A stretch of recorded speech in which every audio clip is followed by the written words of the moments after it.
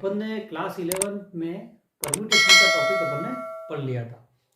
उसका भी वीडियो अगर आपको देखना हो तो उसका मैंने लिंक जो है वो डिस्क्रिप्शन बॉक्स में दे दिया, तो आप वहाँ से वो वीडियो देख सकते हो। आज अपना जो टॉपिक है कॉम्बिनेशन, कॉम्बिनेशन क्या होता है, इसका कॉन्सेप्ट और इसके सारे एग्जाम्पल, 2-4 अपन एग्जाम्पल भी करेंगे कि कॉम्बिनेशन होता क्या है, इसको कैसे सॉल्व करते हैं।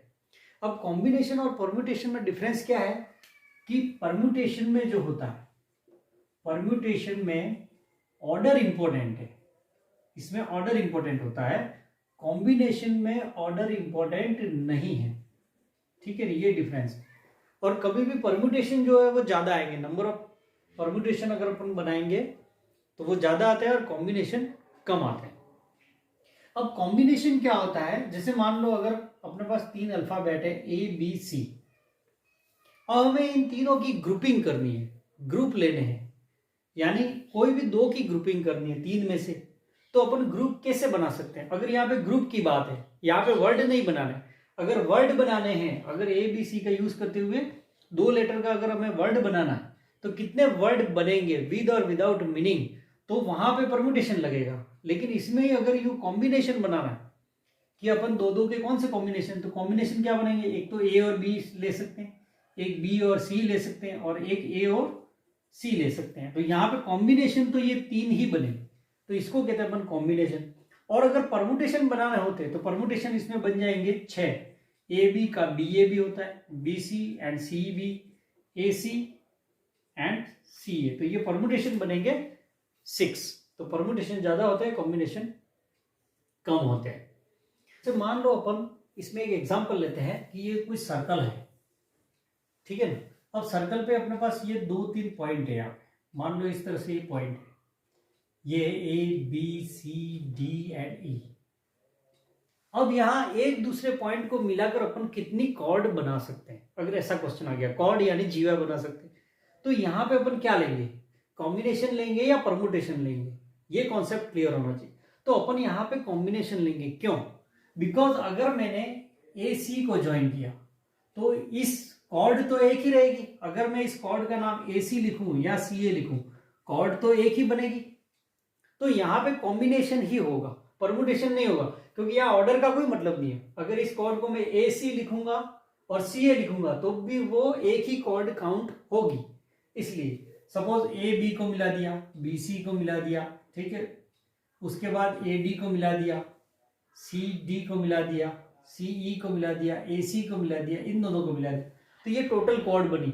अब यहाँ पे हमें खाली AB ग्रुपिंग ही करनी, AB, BC, CD, DC, क्योंकि यहाँ पे कॉर्ड तो एक ही बन रही है। अगर BC तो BC बन रही है, कोई CB कोई अलग से कॉर्ड तो बन ही नहीं रही है, यानी AB और BA एक ही कॉर्ड है, तो यहाँ पे ऑर्डर का कोई मतलब नहीं है। तो इस तरह के जहां पे भी क्वेश्चन आएंगे वहां पे अपन कॉम्बिनेशन का यूज करेंगे। अब अपन देखते हैं कि कॉम्बिनेशन का फॉर्मूला क्या होता है। इसका फॉर्मूला होता है NCR, लिखते हैं। N यानी टोटल अपने पास ऑब्जेक्ट कितने हैं, और R यानी उनमें से कितने ऑब्जेक्ट अपन को यूज करने हैं। तो इसका फॉर्मूला होता है factorial N factorial R bracket N minus R factorial. ठीक है, तो इसमें देखो यहाँ परम्यूटेशन में उसमें क्या डिफरेंस है। अगर अपन देखें तो यहाँ पे मैं अगर NCR लिखूं तो ये जो वैल्यू है ये परम्यूटेशन की वैल्यू है, यानी 1/R फैक्टोरियल, इसको मैं क्या लिख सकता हूं, NPR। मीन्स अगर इसको अपन क्रॉस मल्टीप्लाई करें तो ये NPR is equal to NCR dot R factorial. तो ये एक फॉर्मूला बन जाता है कि कॉम्बिनेशन और परम्यूटेशन में क्या रिलेशन है ये। ठीक है, अब अपन इसमें स्पेशल केसेस देखते हैं। स्पेशल केसेस कौन से होंगे, if n equal to R, अगर n और R की वैल्यू इक्वल है, मीन्स NCN की वैल्यू क्या होगी, तो NCN अपन फॉर्मूले में यहाँ पे R की जगह n पुट कर देंगे, तो factorial n n minus n factorial, इस फॉर्मूले के अकॉर्डिंग यहाँ R की जगह n पुट करना, तो ये कैंसिल हो गया। यहाँ पे ये 0 फैक्टोरियल, 1/0 फैक्टोरियल, 0 फैक्टोरियल की वैल्यू 1, तो ये 1, यानी NCN की वैल्यू क्या हो जाती है, 1। उसी तरह NC0 आप निकालो, इसमें भी R की जगह यहाँ पे 0 पुट करना है, तो factorial factorial 0, n minus 0 factorial. तो ये भी आप इसको सॉल्व करोगे तो आंसर कितना आएगा 1, यानी NCn इक्वल टू NC0, ठीक है ना, बोथ आर सेम, दोनों की वैल्यू क्या होगी 1 होगी। अब अपन इसमें कुछ थ्योरम देखते हैं। If NCA equal to NCB then n is equal to a plus b। एक ये फॉर्मूला है। If NCA equal to NCB तो n की वैल्यू किसके इक्वल हो जाएगी a प्लस b के इक्वल। इस पे क्वेश्चन भी है जिसको अपन आगे करेंगे। एक फॉर्मूला ये है कि NCR plus NCR minus 1 is equal to n plus 1 CR, ठीक है। इसको भी अपन प्रूव कर सकते हैं, अंदर आप बुक में देखोगे इसको प्रूव किया हुआ है। इस पर भी अपन कभी वीडियो बनाएंगे कि ये प्रूव कैसे होता है।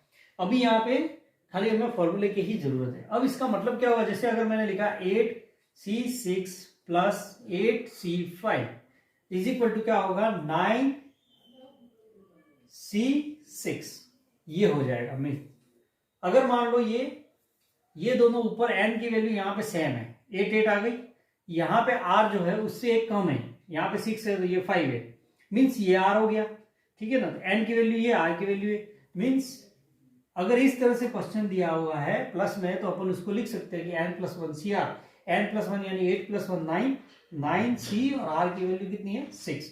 तो इसको अपन शॉर्ट में इस तरह से है, तो दोनों को अलग अलग ना सॉल्व करके अपन सीधा ये सॉल्व करेंगे, ठीक है। अपन यहाँ पे एक्सरसाइज 7.4 के मैंने कुछ क्वेश्चन सेलेक्ट किए हैं, फर्स्ट, थर्ड और फोर्थ जो क्वेश्चन है, ठीक है, उसको अपन एक बार करते हैं। जैसे इसमें फर्स्ट क्वेश्चन दिया कि if NC8 is equal to NC2 find NC2।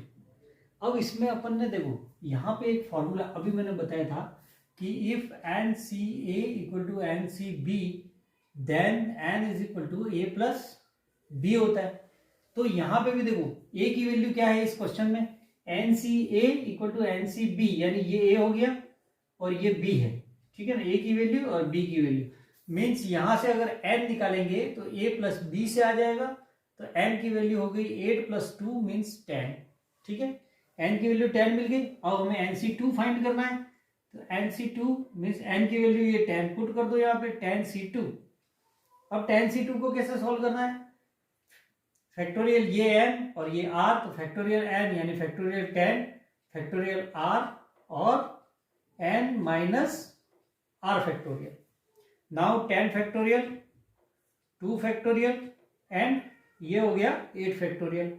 अब इसको देखो आप 10 फैक्टोरियल पूरा 10 तक खोलना नहीं है, ऊपर इसको लिख सकते हैं 10 इंटू 9 इंटू 8 फैक्टोरियल, बिकॉज यहाँ पे नीचे 8 फैक्टोरियल है।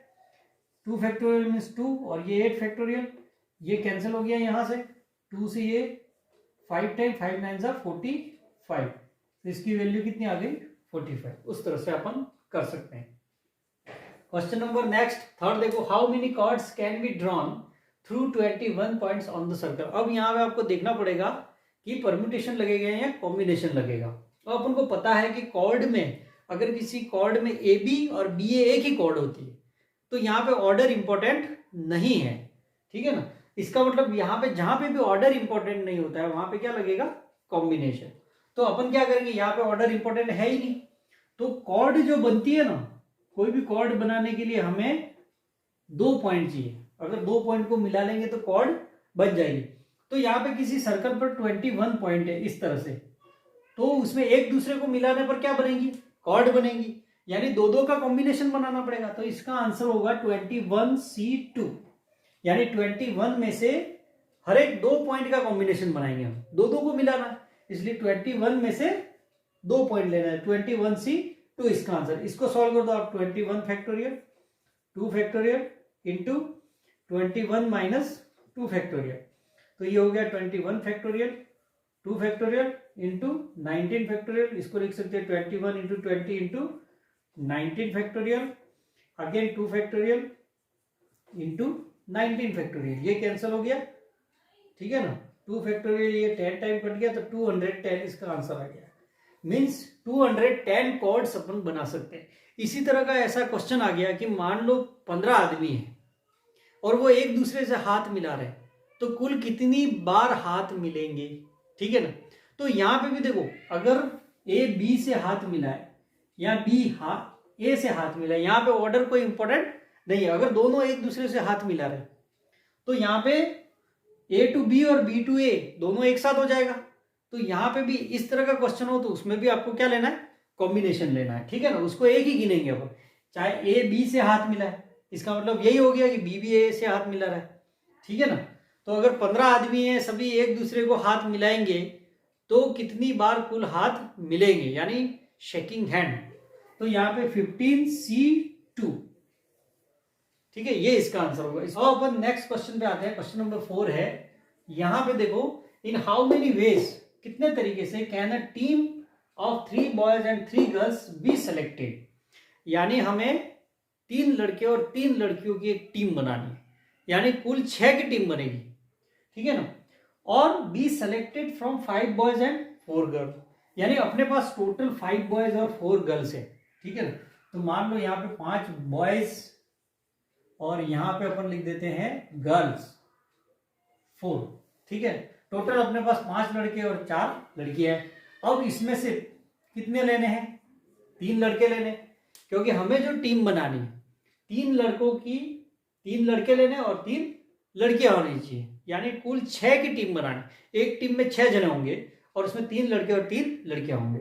अब अवेलेबल कितने हैं, 5 बॉयज है टोटल और टोटल 4 है, यानी 5 में से हमें 3 बॉयज लेने और 4 में से हमें 3 लड़कियां लेनी है। तो यहां पे देखो 5 में से 3 लेने तो 5C3 हो गया इसका, और 4 में से 3 लेने तो 4C3 हो गया। अब यहां पे इनका मल्टीप्लाई कर दो, ये आपका आंसर है। देखो टोटल टीम 6 की है, तो मल्टीप्लाई कब करेंगे, प्लस कब करेंगे। तो यहाँ पे टोटल टीम 6 की है, तो यहाँ 3 और 3 6 ये आ गया, यानी ये एक पेयर बना। जब तक पूरी टीम का नहीं बनता है तब तक मल्टीप्लाई करना है, यहाँ पे प्लस नहीं करना है। प्लस का मतलब वो दूसरा कॉम्बिनेशन हो गया, ठीक है ना, कि किस वे में कॉम्बिनेशन में, उसके भी अपन क्वेश्चन पढ़ेंगे। तो यहाँ पे इसको सॉल्व कर दो आप, 3 और 3 6 की टीम बनानी है, तो ये एक ग्रुप बन गया, एक वे हो गया ये। तो 5C3 यानी फैक्टोरियल 5 फैक्टोरियल 3 एंड 5 - 3, ठीक है, 2 फैक्टोरियल इंटू यहाँ पे 4 factorial 3 factorial and n - r यानी 1 फैक्टोरियल। तो ये हो गया 5 × 4 × 3 फैक्टोरियल कर देता हूं मैं इसको, यहाँ पे 3 फैक्टोरियल रहने दिया, 2 फैक्टोरियल 2 हो गया, इसको 4 × 3 फैक्टोरियल कर दिया, नीचे 3 फैक्टोरियल और 1 फैक्टोरियल 1, ये कैंसिल हो गया, यहाँ पे ये कैंसिल हो गया, इसको यहाँ से ये काटा 2 टाइम, तो यहाँ पे देखो 5 × 2 इंटू यहाँ पे है 4, 5 × 2 = 10 40, इसका मतलब 40 तरीके हो सकते हैं। टोटल अगर अपने पास 5 लड़के और 4 लड़कियां है तो उसमें 3 लड़कों और 3 लड़कियों का ग्रुप बनाने के अपने पास 40 कॉम्बिनेशन अपने पास बन सकते हैं अलग अलग।